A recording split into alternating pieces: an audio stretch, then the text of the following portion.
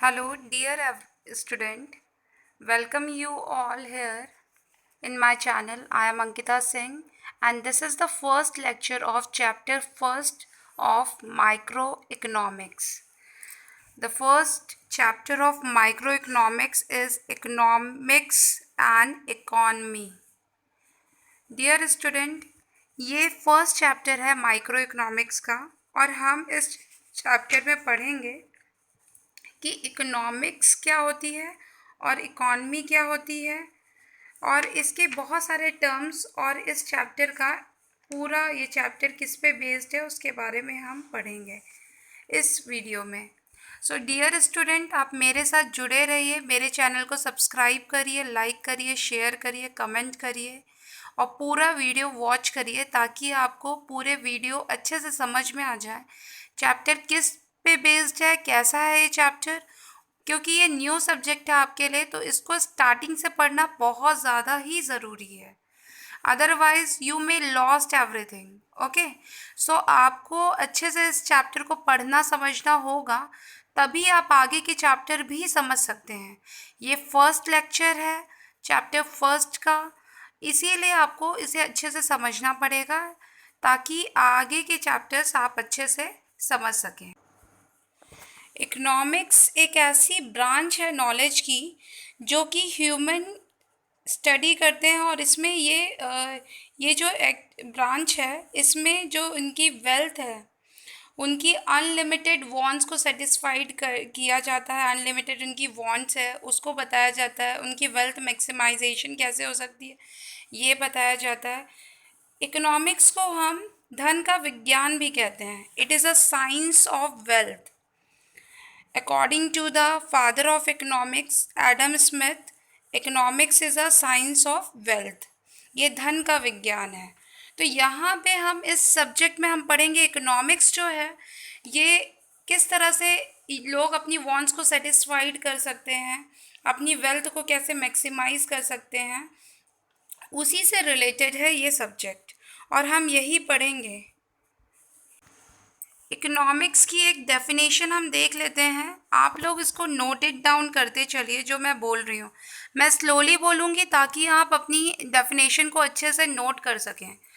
Economics जो है is a science of human behaviour which is concern with allocation of scarce resources means in such a manner that consumer can maximize their satisfaction, producer can maximize their profit, and the society can maximize its social welfare.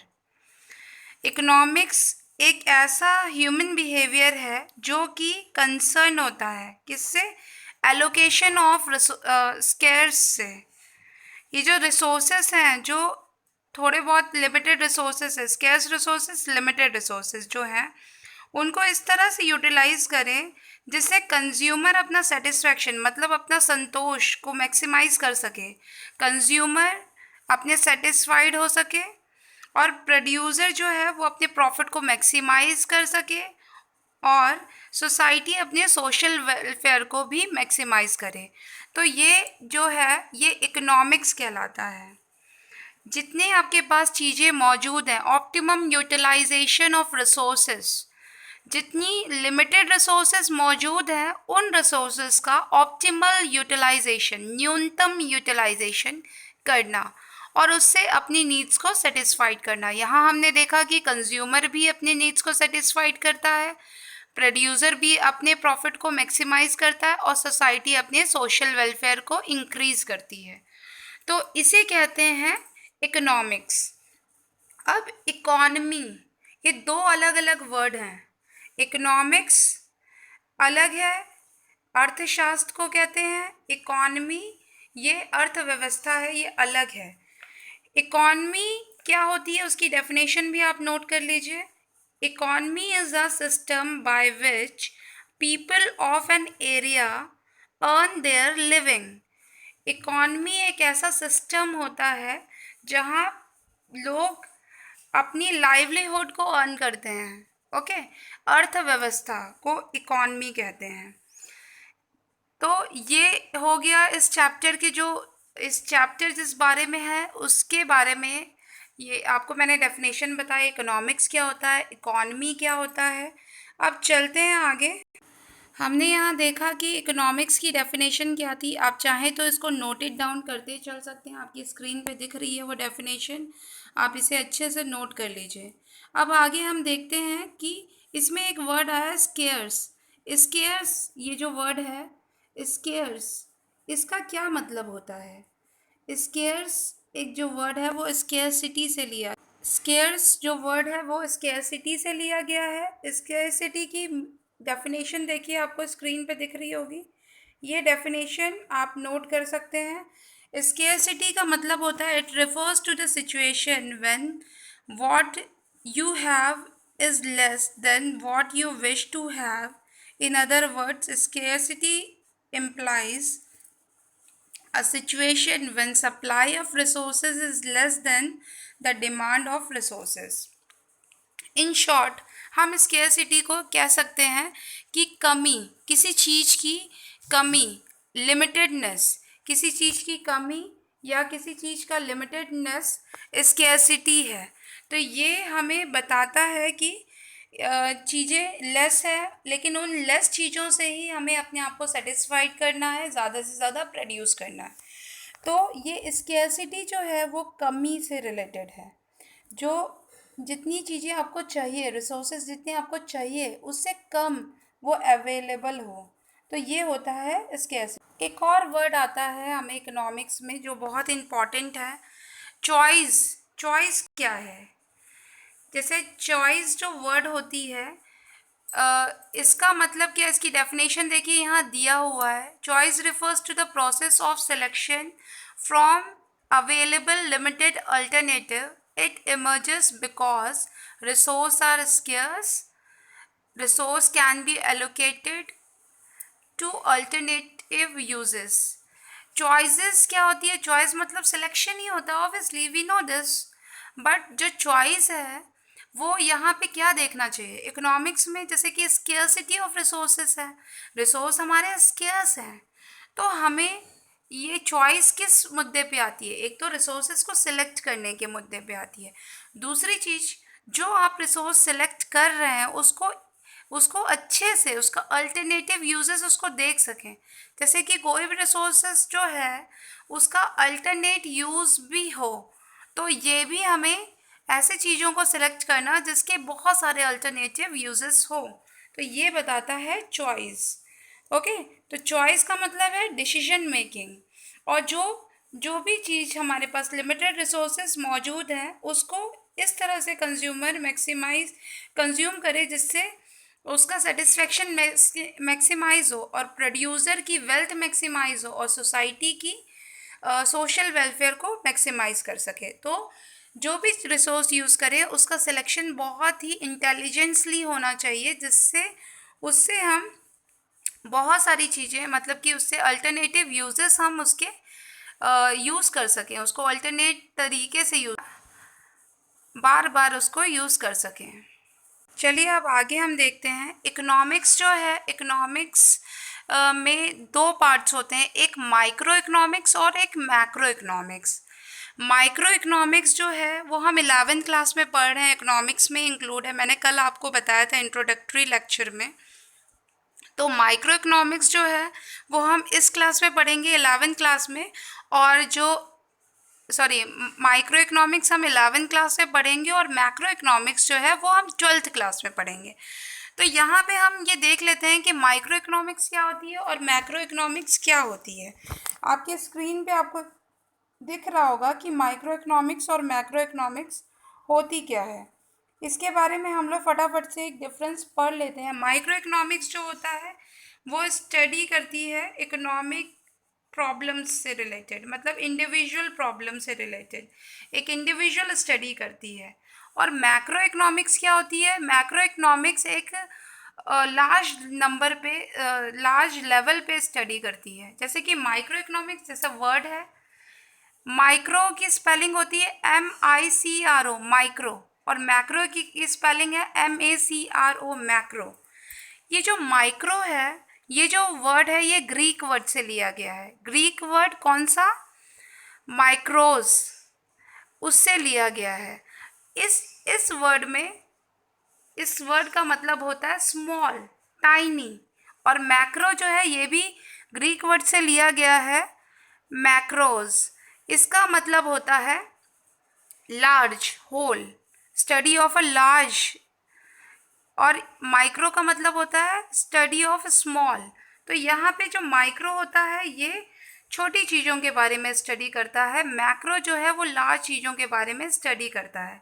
Micro जो है वो individual concept के पे study करता है, जैसे कि individual demand, individual supply, individual house hold, individual firm, individual consumer.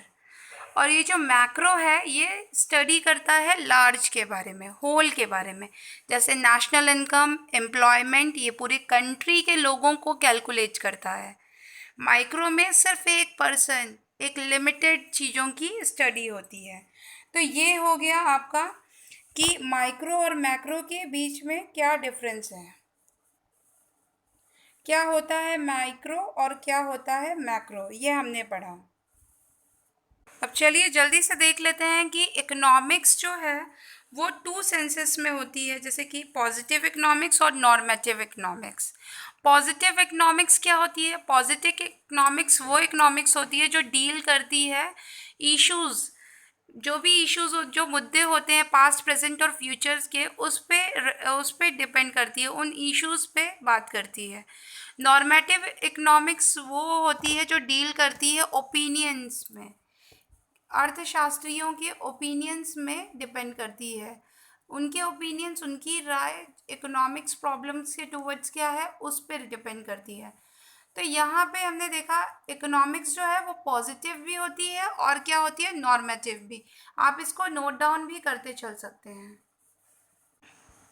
चलिए आप बात करते हैं कि इकोनॉमिक्स जो है वो कितनी तरह की है, या इकॉनमी जो है वो कितने तरह की है, कौन कौन सी इकॉनमी होती है, अर्थव्यवस्था किस किस तरह की है, उसके बारे में बात करते हैं।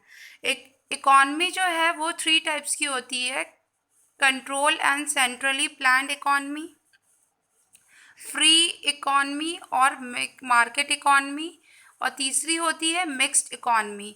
इंडिया की जो इकॉनमी है वो मिक्स्ड इकॉनमी है, मिश्रित अर्थव्यवस्था है।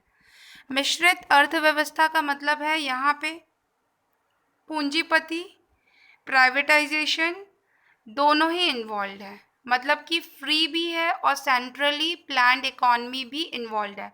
ऐसी इकॉनमी जिसमें सेंट्रली प्लान्ड इकॉनमी और फ्री इकनॉमी दोनों ही होती हैं वो मिक्स्ड इकॉनमी मानी जाती है।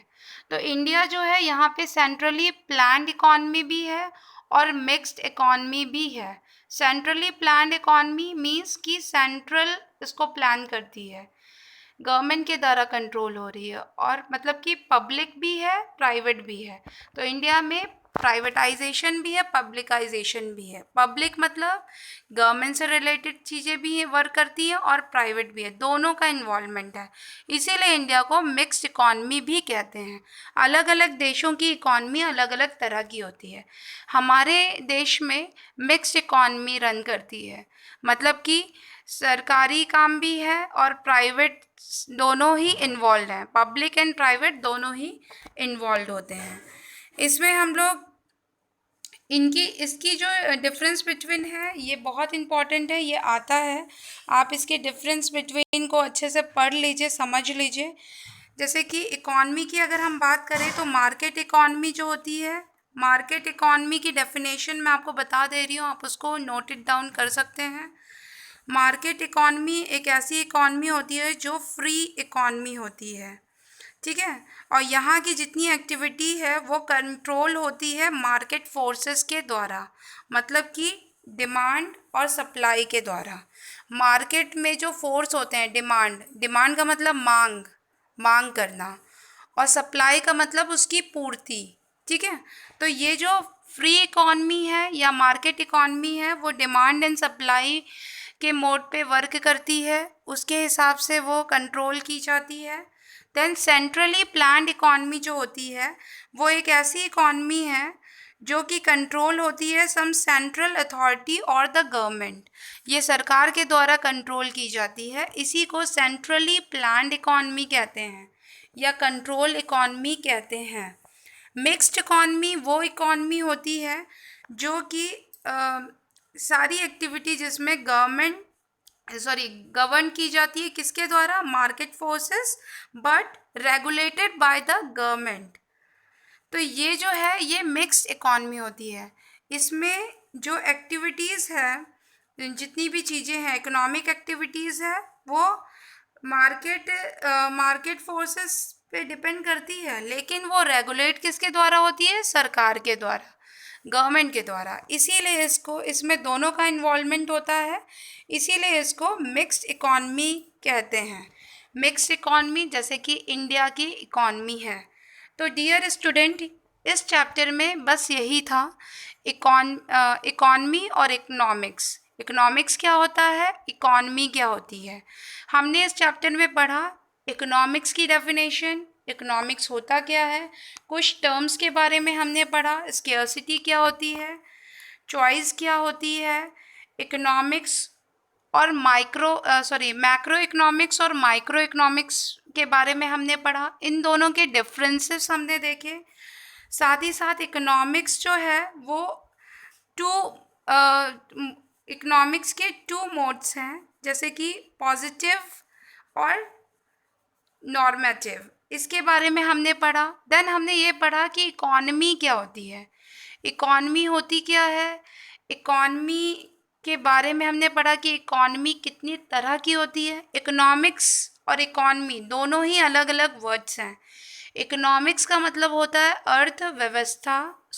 अर्थशास्त्र, और इकॉनमी का मतलब होता है अर्थव्यवस्था।